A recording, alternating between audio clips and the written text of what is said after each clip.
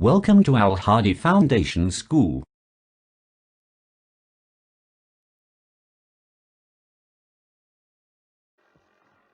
Assalamu alaikum dear students. Today we are going to start our lecture of maths from unit number 7, financial arithmetic. Financial arithmetic आपने इसके बारे में पहले से भी पढ़ा होगा।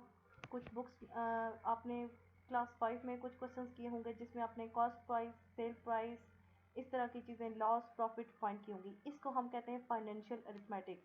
मींस जो रकम के ज़रिए हम जो डील्स करते हैं, ठीक है, लॉस प्रॉफिट, किस मामले में, किस डील में आपको कितना लॉस हुआ, कितना प्रॉफिट हुआ, कितना आपने इन्वेस्ट किया, इसके अलावा उसकी आपने कौन सी चीज़ कितने में खरीदी, उसको कितने में सेल किया, ये सारी चीज़ें हम इस फाइनेंशियल अरिथमेटिक में करते हैं।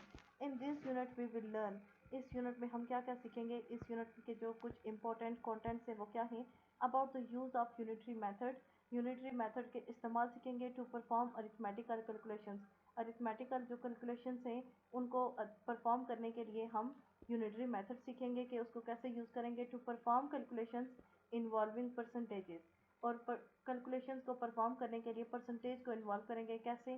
Convert a fraction into a percentage, और एक फ्रैक्शन को कन्वर्ट कैसे करते हैं परसेंटेज में। एंड अ परसेंटेज, हम एक परसेंटेज को फ्रैक्शन में और फ्रैक्शन को परसेंटेज में कन्वर्ट करने का तरीका सीखेंगे। To calculate profit and loss, profit and loss को कैलकुलेट करना सीखेंगे। To calculate profit percent and loss percent, इसके अलावा हम प्रॉफिट और लॉस की परसेंटेज निकालना सीखेंगे। To calculate about the concept of simple interest and how to calculate simple interest को हम कैसे कैलकुलेट कर सकते हैं, ये सीखेंगे और उसका कॉन्सेप्ट लेंगे। To solve real life problem, उससे related real life problem solve करेंगे related to profit loss, profit percentage, loss profit, means loss profit, loss की परसेंटेज, प्रॉफिट की परसेंटेज, सिंपल इंटरेस्ट के बारे में हम कुछ रियल लाइफ प्रॉब्लम्स भी सॉल्व करेंगे, means statement questions with statement. Maths flash, इससे पहले जो आप इसके हवाले से काम कर चुके हैं, आपने मैथ्स फ्लैश के पास आपके पास वो क्वेश्चंस गिवन है, ये आपने खुद सॉल्व करने होंगे। ओके, मैथ्स फ्लैश में आपके पास वो क्वेश्चंस होते हैं, वो आइडियाज़ होते हैं जो आप पहले से आप ले चुके होते हैं, जो कॉन्सेप्ट्स आपके पास ऑलरेडी होते हैं। सो ये आप खुद सॉल्व करेंगे और अपनी नोटबुक पे लिखेंगे भी। What is the price of 8 books if one book cost Rs 50? आप देखें, it's very easy, very easy. अगर एक बुक की प्राइस 50 रुपीज़ है तो 8 बुक्स की प्राइस कितनी होगी? तो देखें, अगर एक की प्राइस 50 है, दूसरी की भी 50 होगी, तीसरी की 50, आप सिंपली 50 को 8 से मल्टीप्लाई करें, आपके पास आंसर आ जाएगा। How much pocket money should you have to buy 3 shirts contain Rs 150 each? वो कहते हैं कि अगर एक शर्ट की प्राइस 150 है तो आपको 3 शर्ट्स खरीदने के लिए आपको कितनी पॉकेट मनी चाहिए होगी? And we left with Rs 10। और इतनी पॉकेट मनी हो कि आप 150 की प्राइस, अगर देखें वन शर्ट, अगर एक शर्ट 150 की है तो दूसरी भी आप 150 की लेंगे, तीसरी भी आप 150 की लेंगे, तो 150 plus 150 300, and 300 plus 150 is equal to 450, और आपके पास 10 रुपीज़ लेफ्ट भी होने चाहिए। तो इट मीन्स आपके पास 460 रुपीज़ होने चाहिए। आपके पास आंसर आएगा 460, क्योंकि 460 में से आप 3 शर्ट्स भी ले सकते हैं और 10 रुपीज़ भी आपके पास लेफ्ट ओवर हो सकते हैं। नेक्स्ट जो आपके पास क्वेश्चन है, इन दोनों क्वेश्चन का आंसर जो प्रोसेस मैंने आपको बता दिया है, जस्ट आपने इसको अपनी नोटबुक पे सॉल्व करना होगा। What is 22 divided by 22 in the simple terms, simpler terms? 22 divided by 2, very simple. आपने 22 डिवाइडेड बाय 2 करना है। जस्ट आपने 2 का टेबल 22 पे लेके जाना है, कितनी दफ़ा जाएगा 2, आंसर 11 आएगा। 2 11 22, very easy. A shopkeeper offers a discount of ₹2 on every purchase worth Rs 18। वो कहते हैं कि एक शॉपकीपर है जिसने ये ऑफ़र रखी है, ये डिस्काउंट की, कोई भी जो चीज़ 18 रुपीज़ की है उस पर वो 2 रुपीज़ डिस्काउंट देगा। How much discount would you get if you made purchase ₹108? अगर आप 108 की कोई चीज़ लेते हैं तो आप उस पर आपको कितना, आपके पास कितना डिस्काउंट आपको मिलेगा। Next, the topic is day-to-day arithmetic. Arithmetic has its roots in the Greek word arithmas, which means numbers. वो कहते हैं कि arithmetic जो word है वो एक यूनानी लफ्ज़ से निकला है arithmas, जिसका मतलब क्या है? numbers. It is the earliest and the most elementary branch of mathematics. ये मैथमेटिक्स की, रियाजी की, ये बहुत पुरानी, बहुत इब्तदाई मीन्स जब मैथमेटिक्स बनी थी उसके बिल्कुल स्टार्ट में ही, मोस्ट अर्लीस्ट बहुत स्टार्ट में ही, और उसकी बहुत स्टार्ट की ये उसकी ब्रांच मीन शाख है रियाजी मैथमेटिक्स की। एज इज ऑब्वियस, ठीक है, ऑब्वियस जब किसी भी चीज़ में आ जाता है, मैथ्स में स्पेशली जब ऑब्वियसली का वर्ड यूज होता है तो इट मीन्स कि डेफिनेटली वो कम हुआ है, उसमें कोई डाउट नहीं रहता। Arithmetic is a study of numbers, arithmetic जो है वो नंबर्स का मुताला है, नंबर्स के बारे में उसमें स्टडी है। एंड द ऑपरेशन, और ऑपरेशन से that are carried out on them, और वो ऑपरेशन से जो ये अपने साथ लेके चलता है, such as addition, subtraction, multiplication, division and so on. और इसके अलावा जो ऑपरेशन वो अपने साथ लेके चलता है, सब्ट्रैक्शन, एडिशन, डिवीजन, वो कहते हैं कि जो ये डेफिनेटली ये बात कंफर्म है कि जो अरिथमेटिक है वो नंबर्स की स्टडी है, और इस वो अपने साथ ऑपरेशंस को लेके चलती है, जो बेसिक हमारे पास 4 ऑपरेशन है उनको। नेक्स्ट है arithmetic is the most frequently used of mathematics, arithmetic जो है वो मैथमेटिक्स में बहुत ज़्यादा यूज़ होने वाला एक कैलकुलेशन के लिए मेथड इन एवरीडे लाइफ, रोज़मर्रा की ज़िंदगी में मैथमेटिक्स में बहुत ज़्यादा यूज़ होती है अरिथमेटिक। क्योंकि देखें रोज़मर्रा की ज़िंदगी में आप ये सोचते हैं कि हमने ये चीज़ कितने की ली, कितने की इसको हमने सेल करना है, कितने इसका लॉस हुआ है, कितना प्रॉफिट हुआ है, तो ये हमारी डेली रूटीन लाइफ में अरिथमेटिक बहुत ज़्यादा यूज़ होती है। Calculation of price and measurements of time, price की जो कैलकुलेशन, दिन भर जो आप हर चीज़ की कैलकुलेशन करते हैं, इसके अलावा टाइम आप देखते हैं बार बार किस चीज़ के लिए आपको कितना टाइम चाहिए, किसके लिए आपने कितना टाइम लेना है, एरिया फाइंड करने के लिए, and volume involve arithmetical operations, ठीक है, ये तमाम चीज़ें अरिथमेटिकल ऑपरेशंस में इन्वॉल्व होती हैं, इसमें शामिल है।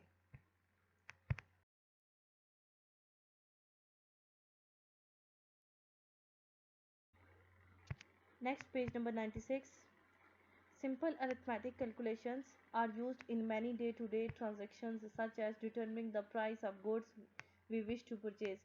वो कहते हैं कि जो सिंपल अरिथमेटिक कैलकुलेशन है, सबसे आसान जो अरिथमेटिकल वो ये है कि जो हम रोज़मर्रा की रूटीन में रोज़ दिन में यूज़ करते हैं, कोई चीज़ आप ख़रीदना चाहते हैं, उन चीज़ों की प्राइस फाइंड करने के लिए, उनको मालूम करने के लिए ये चीज़ कितने की है।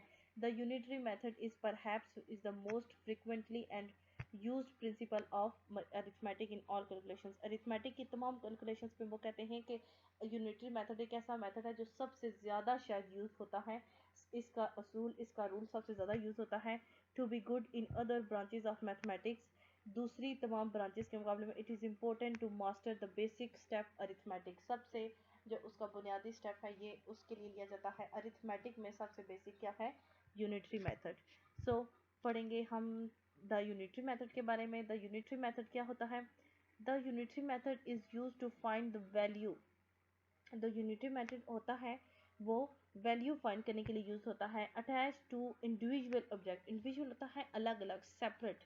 To determine the value of a group of objects, वो कहते हैं कि यूनिटरी मेथड एक ऐसा मेथड है जिसमें आप कोई भी एक चीज़ अकेली या फिर उन पूरी चीज़ों के ग्रुप्स की वैल्यू, उनकी प्राइस फाइंड करने के लिए, मीन्स या तो फर्ज करें आप बुक्स लेने गए, आपने 12 बुक्स लेनी है, तो यूनिटरी मेथड की मदद से आप एक बुक की प्राइस भी फाइंड कर सकते हैं और एज अ होल 12 बुक्स की प्राइस भी फाइंड कर सकते हैं।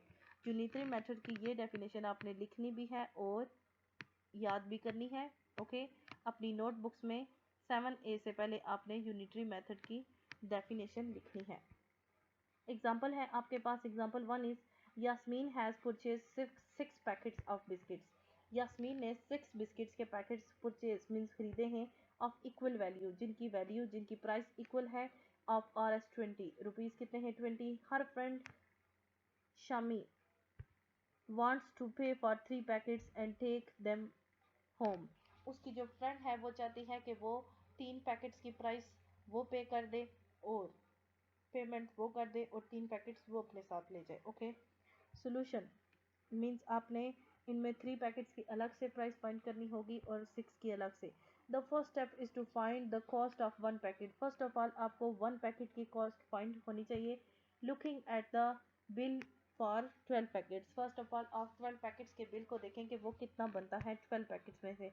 How would you calculate the cost of 3 packets, तो फिर आप 3 पैकेट्स की कैलकुलेशन कैसे करेंगे? Look at the following step, price of 6 packets, first of all 6 packets, ठीक है, 6 पैकेट्स की कितनी प्राइस है 120 ओके 120 उनकी प्राइस है। प्राइस ऑफ वन पैकेट कितनी होगी वन पैकेट अगर आप 6 पैकेट्स हैं टोटल तो आप 120 को 6 से डिवाइड करें मीन्स उसको 6 to 6 आपने डिवाइड करना है कि अगर एक की अगर टोटल 6 पैकेट्स की अगर 120 प्राइस है तो आप उसको जब 6 to 6 करेंगे तो वो हो जाएगा, वो इस तरह से डिवाइड होगा कि आपके पास एक पैकेट की अगर जितनी होगी दूसरे की भी उतनी वैल्यू होगी तीसरे की भी। 120 को 6 से डिवाइड करेंगे 20 इट मीन्स एक पैकेट की प्राइस 20 है।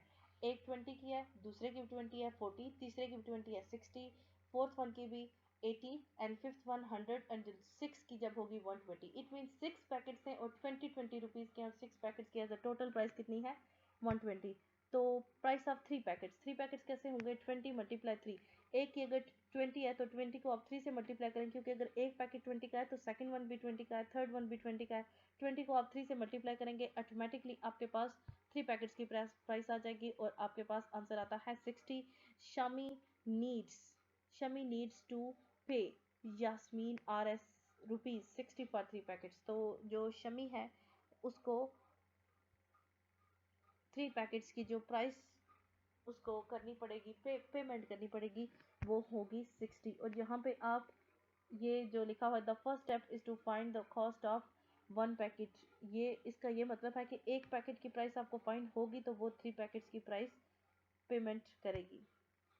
एग्जाम्पल 2 मिस्टर कमाल अर्न्स ₹105 100 ओके 100,000 की बात हो रही है। यहाँ से अगर आप यूनिट्स काउंट करें once tens hundreds thousands 10,000 and 100 ये 100 नहीं है ये 100,000 की बात हो रही है तो आप इसको ऐसे पढ़ेंगे ये 100,000 से ओके मिलियन आप इसको कह सकते हैं। तो आप 100,000 से अगर तो 150,000 आप कह सकते हैं इन 3 months. How much does he earn in 5 months, तो वो 5 मंथ्स में कितना अर्न करेंगे। अर्न्स मीन कमाना हासिल करना। In how many months will he earn rupees आपके पास गिवन है 280,000 ओके ये 100,000 की बात हो रही है सो 280,000। Solution income in 3 months 3 months उनकी इनकम कितनी है 105,000 क्योंकि यहाँ पे जो आपके पास 10,000 से यहाँ पे 12 हम इसको नहीं कह सकते 25 या 50 अगर यहाँ पे 1 होता तो हम कहते कि 115,000 लेकिन ऐसा नहीं है यहाँ पे 0 है तो आप 105,000 ही कहेंगे। इनकम इन 1 मंथ हम कैसे फाइंड करेंगे जो इसकी हमने टोटल हमारे पास 3 मंथ्स हैं आप इनको 3 आप इसकी टोटल 3 से इसको डिवाइड कर दें जो इसकी टोटल प्राइस है आप इसको 3 से डिवाइड करेंगे तो आपके पास आंसर क्या आएगा 35,000। इट मीन्स उनकी जो एक माह की उनकी पे है वो है 35,000 एक माह की 35 दूसरे माह की भी 35 तीसरे मंथ की भी 35 और इस तरह से तीनों की आपकी उनके ऑल टुगेदर है वो कितनी है 105,000। इनकम इन 5 मंथ्स अब आप 1 मंथ की जो आपके पास इनकम है उसको 5 से मल्टीप्लाई करते हैं ऑटोमेटिकली आपके पास 5 मंथ की पेमेंट आ जाएगी। इन 5 months the income of Mr. Kamal will be 175,000. In the second part of the problem, the income is the noun quantity and the number of months in which the amount will be earned is in unknown. जो second part है in how many months, ठीक है जो second उन्होंने यही पूछा था उन्होंने एक वैल्यू दी थी कि ये वो कितने मंथ में अर्न करेंगे तो वो कहते हैं कि जो सेकंड मंथ है उसमें उन्होंने ये बता दिया है कि उस प्रॉब्लम में कि वो जानते उसकी क्वांटिटी कितनी है उन नंबर्स ऑफ मंथ्स की वो हमने फाइंड करनी होगी विच द अमाउंट जिसमें वो उतनी अमाउंट उन्होंने बता दिया कि वो अमाउंट वो कितने टाइम में स्पेंड कर सकते हैं। Obviously we are to start with the known information to get the unknown. Obviously हम अपना क्वेश्चन 1 से स्टार्ट करेंगे जहाँ से हम जानते हैं। अब देखिए ये तो हमें पता है क्योंकि 5 मंथ्स की 175 है तो 200 उससे ज़्यादा ही 200,000 की बात number of months to earn 105,000 is equal to 3 months में वो इतना उन्होंने अर्न किया 1 मंथ में वो 35 करते हैं आप इसको इससे डिवाइड करेंगे तो आपके पास number of months to earn 280,000 3 divided by 105,000 multiply इससे करेंगे जो आपके पास उन्होंने वैल्यू दी है is equal to 8 it means कि वो इतनी वैल्यू, अगर वो 5 मंथ्स में 175,000 अर्न करते हैं तो वो 8 मंथ्स में 280,000 अर्न करते हैं. Mister Kumar will earn 280,000 in 8 months. The process basically involves 3 steps. ये जो मैंने आपको 100,000 बताया है, आप इसको लैख में भी पढ़ सकते हैं, आप इसको ऐसे पढ़ सकते हैं 1,05,000, ओके, 2,80,000. आप इसके अलावा यहाँ पे आप इसको यहाँ पे पढ़ सकते हैं 35,000, तो यही है 1,70,000. लेकिन अगर आप 100,000 भी इसको पढ़ेंगे तो ये आपका यूनिट रॉन्ग नहीं होगा, क्योंकि यूनिट्स जो आपको चल के आते हैं वो ऐसे ही होते हैं. Units ones, tens, hundreds, thousands, 10,000 and 100,000. लेकिन 100,000 का एक और नाम भी है, वो नाम है आपके पास लैख. इसके अलावा मिलियन एंड 10 मिलियन इससे आगे होते हैं. The process basically involve 3 steps. ये जो प्रोसेस है ये बेसिकली बुनियादी तौर पर ये 3 स्टेप्स पे होता है. स्टेप 1 क्या है? The data is expressed by a proper sentence such that the quantity which is to be found comes to the end of the sentence. वो कहते हैं कि एक पूरा सेंटेंस जिसमें आपका वो डेटा, वो क्वांटिटी होगी, आपने वो पूरा सेंटेंस आपका वो कंप्लीट होना चाहिए. Step 2, the quantity corresponding of one unit is determine. First of all आपके से कुछ भी डिमांड किया जा रहा है, फर्स्ट ऑफ ऑल आप उन तमाम चीज़ों में से उसकी एक चीज़ की आपने वैल्यू फाइंड करनी होगी. The quantity corresponding to the required number of units is calculated. और आपने क्वांटिटी कौन सी फाइंड करनी होगी? उनकी कैलकुलेशन में से वन. फर्स्ट ऑफ ऑल आप जब आप उनमें से किसी एक चीज़ की आपको वैल्यू मालूम हो जाएगी, डिटरमिन का मतलब यही होता है पता होना, मालूम होना. जब आप उसकी एक चीज़ की वैल्यू मालूम हो जाएगी तो आप किसे जब मज़ीद की डिमांड की जाएगी आप उसको सिंपली उससे मल्टीप्लाई करके उसकी वैल्यू निकाल सकते हैं. Okay, the concept of arithmetic, financial arithmetic and unitary method are completed. Now we are going to start exercise 7a.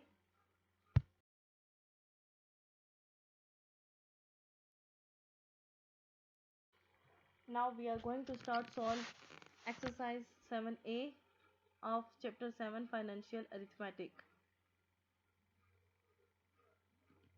Book page 97 and question number 1. Question 1 is, first of all मैं आपको ये बता दूं, आपने ये जो स्टेटमेंट होगी आपने इसको केयरफुली सुनना होगा और समझना होगा, देन आपको समझ आएगी कि इस क्वेश्चन में हमसे क्या डिमांड की जा रही है. If a bag containing 12 kg of basmati rice चावल जो आपके पास होते हैं, वो कहते हैं अगर एक बैग में आपके पास 12 kg 12 किलोग्राम आपके पास अगर चावल है, सेल्स एट ₹492, उनको आपने कितने में बेचा है? 492. Find the cost of 2 kg of rice. तो आप 2 kg राइस की आपने कॉस्ट, उसकी वैल्यू, उसकी प्राइस फाइंड करनी है. कैसे फाइंड करेंगे? फर्स्ट ऑफ ऑल जो आपके पास चीज़ें गिवन है आप वो लिखेंगे. फर्स्ट ऑफ ऑल उन्होंने क्या कहा था, आपने वो स्टेटमेंट, वो सेंटेंस लिखना होगा जिसके पास आप जो आपकी अमाउंट गिवन होगी, जिसमें आपके पास उस अमाउंट की वैल्यू गिवन होगी. तो cost of 12 kg rice is equal to 492. Second step आपको बताया गया था कि वो ये होगा कि तमाम चीज़ों में से फर्स्ट ऑफ ऑल आप उस एक चीज़ की, ठीक है, आप उनमें से एक चीज़ की आप अगर वैल्यू फाइंड करेंगे तो आपको ज़्यादा की फाइंड करने में मसला नहीं होगा. तो फर्स्ट ऑफ ऑल हम 1 kg की फाइंड करेंगे. Cost of 1 kg rice is equal to 492 divided by 12. ठीक है, 492 को 12 से डिवाइड करेंगे. क्यों? क्योंकि टोटल 12 kg थे, हमने 1 kg की फाइंड करेंगे तो जब 12 से डिवाइड करेंगे तो ऑटोमेटिकली वो 492 12 पार्ट्स में डिवाइड हो जाएगा और एक पार्ट की जो वैल्यू होगी वो इक्वली पार्ट्स में डिवाइड होगा. ठीक है, जो एक पार्ट की वैल्यू होगी वो तमाम बाकी सब की भी होगी. तो 1 kg राइस की वैल्यू जब आप इसको डिवाइड करेंगे 492 एज अ डिवाइडेड ट्रीट होगा, 12 एज अ डिवाइजर ट्रीट होगा, आंसर आएगा 41. इट मीन्स 1 kg राइस की वैल्यू क्या है, प्राइस क्या है? 41. Cost of 2 kg, cost of 2 kg rice is equal to 41 को आप 2 से मल्टीप्लाई करेंगे. ठीक है, क्योंकि एक की अगर 41 है तो दूसरे की भी 41 होगी. 41 प्लस 41 करने से देखें, एडिशन आपको बताया गया था कि मल्टीप्लिकेशन जो है वो एडिशन जो है वो मल्टीप्लिकेशन की रेपिटेशन है. इट मीन्स अगर आपके पास एक चीज़ की वैल्यू 10 है और अगर आपने 3 की फाइंड करनी है तो सिंपली आप 10 प्लस 10 प्लस 10 जो लिखेंगे, 3 बार 10 को लिख के जो ऐड करेंगे आंसर वही आएगा जो आप 10 को 3 से मल्टीप्लाई करेंगे. तो 41 प्लस 41 भी लिखें तो आपको पास वही आंसर आएगा. 41 को आप 2 से मल्टीप्लाई करें आपके पास आंसर आ जाएगा 82. Cost of 2 kg rice is equal to 82। हमारे पास हमने क्या फाइंड करना था, 2 kg राइस की प्राइस, हमने 2 kg राइस की प्राइस फाइंड कर ली 82 and 82 is the answer of question number 1। Next question number 2 and question 2 is if a dozen eggs cost Rs 36 rupees 36, find the cost of 7 eggs। आपने 7 eggs की जो आपके पास price होगी आपने वो find करनी होगी, ठीक है। अगर आपके पास डजन मीन 12, जिसमें 12 ऑब्जेक्ट्स होते हैं उसको डजन ये क्वांटिटी का नेम है, ठीक है।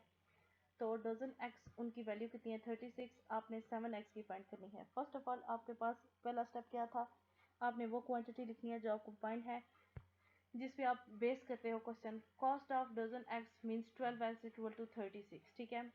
तो अगर आपने 7 की फाइंड करनी है तो 36 को फर्स्ट ऑफ ऑल आपने 1 की भी तो फाइंड करनी है। कॉस्ट ऑफ 1 एग वो भी तो सेकंड स्टेप था, वो हमने मस्ट परफॉर्म करना है। तो कॉस्ट ऑफ यहाँ पे आपने लिखना है कॉस्ट ऑफ 1 एग। 36 को आप 12 से डिवाइड करेंगे क्योंकि 12 टाइम्स, क्योंकि 36 वो ऑटोमेटिकली जब आप डिवाइड करेंगे तो वो 12 टाइम्स ग्रुप्स में डिवाइड हो जाएगा, ठीक है।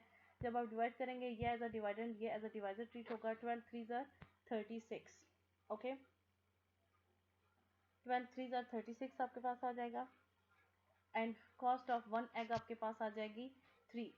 Then cost of 7 X, 7 X की कॉस्ट आप कैसे फाइंड करेंगे, 3 को आप सिंपली आप 7 से मल्टीप्लाई करेंगे क्योंकि अगर एक एग की प्राइस जो है वो 3 है तो सेकंड की भी 3 होगी, फोर्थ की भी 3 होगी, 5। इट मीन्स 3 को 7 टाइम्स प्लस करने से बेहतर है आप 3 को 7 से मल्टीप्लाई करेंगे। आपके पास डायरेक्ट आंसर आप 3 1 ज़ा 3, 3 2 ज़ा 6, 3 3 ज़ा 9, 3 4 ज़ा 12, 3 5 ज़ा 15, 3 6 ज़ा 18 एंड 3 7 ज़ा 21। आपको 3 का टेबल बहुत अच्छी तरह से आता है। 3 7 ज़ा 21, cost of 7 X is equal to 21। हमने 7 एक्स की प्राइस फाइंड करनी थी जो हमने फाइंड कर लिया है, answer is 21। Next question number 3 and question 3 is a factory workers can produce 28 toys in an 8-hour day। वो कहते हैं कि दिन के 8 घंटों में जो फैक्ट्री के वर्कर्स हैं वो 28 खिलौने 28 वाइज 28 खिलौने अगर वो बनाते हैं। इफ़ देयर आर 42 वर्कर्स, अगर 42 वर्कर्स काम करें in totally how many toys are produce every day every hour, तो फिर एक घंटे में वो कितने टॉयज प्रोड्यूस कर सकते हैं। सोल्यूशन में वन वर्कर प्रोड्यूस 28 टॉयज। अगर एक वर्कर, ठीक है, एक वर्कर कर रहा है, अगर एक वर्कर 28 टॉयज 8 हॉर्स में बना रहा है, ठीक है। One worker produce 28 toys is equal to 8 hours. 42 worker produce toys in 1 hour, तो 42 वर्कर्स जो होंगे उसको हम 28 से मल्टीप्लाई करेंगे। क्यों हम उसको 28 से इसलिए मल्टीप्लाई करेंगे क्योंकि एक वर्कर जो काम कर रहा है वो 28 की क्वांटिटी में काम कर रहा है, तो 42 भी तो इसी तरह से काम करेंगे। तो 42 को जब हम 28 से मल्टीप्लाई करेंगे तो ऑटोमेटिकली हमारे पास वो नंबर आएगा कि अगर एक जो वर्कर है वो इतना काम कर रहा है तो 42 जो मिलके करेंगे वो कितना काम करेंगे। 42 को आप 28 से मल्टीप्लाई करें, आपके पास आंसर आएगा 1176। 42 वर्कर प्रोड्यूस टॉयज इन 1 हार, जो 42 वर्कर्स हैं वो एक घंटे में कितने टॉयज प्रोड्यूस करें, 1176 डिवाइडेड बाई 8। अब हम इनको 8 से डिवाइड क्यों कर रहे हैं, क्योंकि जो एक वर्कर था वो 8 हॉर्स में 28 टॉयज बना रहा था। तो एक वर्कर जो होगा, एक वर्कर जो था अगर वो 28 वो 8 हॉर्स में बना रहा था और 42 वर्कर हमने 28 हमने 1 हार वो 1 हार के हिसाब से किया है, तो हमें इसको 8 से डिवाइड करना होगा। इस नंबर को 1176 को 8 से डिवाइड करना होगा कि वो 8 पार्ट्स में इक्वली डिवाइड हो जाए। ओके, इज इक्वल टू 147 आ जाएगा। इट मीन्स के 42 वर्कर्स एक घंटे में अगर 1006 बना रहे हैं तो वो 8 हॉर्स में 1 हॉर में, ठीक है, वो कितना बनाएंगे 147, ठीक है। 8 हॉर्स में तो वो बना रहे थे 1126, वो 8 हॉर्स की बात हो रही थी, ठीक है, लेकिन 1 हॉर में वो 147 बनाएंगे। 42 worker produced wise in 1 hour, एक घंटे में 42 वर्कर्स कितने बनाएंगे 147। देखें एक बार इसको फिर से सुन लें। एक फैक्ट्री का वर्कर 8 हॉर्स में 28 टॉयज बनाता है, तो 42 वर्कर 1 घंटे में कितने बनाएंगे? ठीक है, फर्स्ट ऑफ ऑल हमारे पास ये हमें पता है कि एक वर्कर 8 घंटों में कितना काम करता है। फर्स्ट ऑफ ऑल आप 42 वर्कर्स को 28 से मल्टीप्लाई करेंगे, क्योंकि हमने first of all number of toys find करनी है, तो 42 को उस आपके पास एक नंबर आएगा, फिर आप उस नंबर को 8 से डिवाइड कर देंगे, 8 इक्वली पार्ट्स में डिवाइड हो जाएगा, जिससे हमें ये पता चलेगा कि वो 28 वो 8 हॉर्स में तो 42 वर्कर्स 8 हॉर्स में तो मिलके 1176 बना रहे, बट 1 हॉर में वो कितना काम कर रहे हैं, तो 1 हॉर में 42 वर्कर मिलके 147 बना रहे हैं। दूसरे घंटे में भी वो सारे मिलके 42 वर्कर में 147 बनाएंगे, तीसरे घंटे में भी 4, एंड जब वो 8 हॉर्स काम करेंगे तो वो टोटली 1147 ट्वाइस बना लेंगे। ओके, और 1 हार की हमने वैल्यू फाइंड करनी थी, वो कितनी थी? 147, and 147 is the answer. Okay,